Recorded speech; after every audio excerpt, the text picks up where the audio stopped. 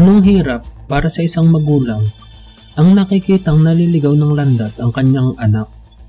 Masakit isipin na malayong-malayo ito sa mga pangarap na inaasahan niyang dapat ay nakakamit nito.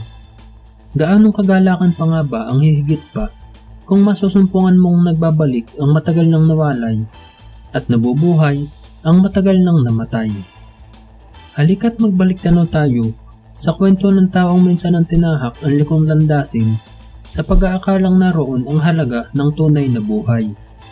Nawala sa dako ng liwanag at yumakap sa mundong punong-puno ng mga taong nagmimistulang huwad na tanglaw sa landas niyang daraanan. Ngunit may hihigit pa ba sa puso ng isang amang hindi marunong magpakita ng kawalan ng pag-asa at matyagang naghihintay sa pagbabalik ng anak na nawalay? Hindi nga ba't mas masarap yakapin ang buhay sa ikalawang pagkakataon?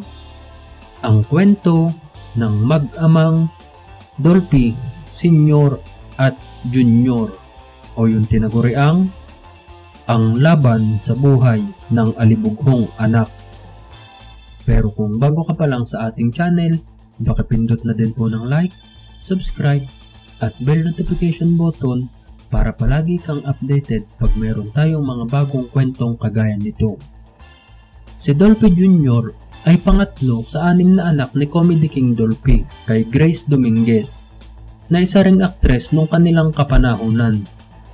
Si Dolphy Jr. ay isinilang noong taong 1955 at siya ay tubong Quezon City kung saan doon na nakatira ang kanilang mga magulang sa bahay na naipundar ng kanyang tatay. Sila ang unang naging pamilya ni Comedy King. Napakabuting tatay nito sa kanyang mga anak dahil bata pa lang ay ipinamulat na niya ang mga ito sa pagiging malapit sa Diyos.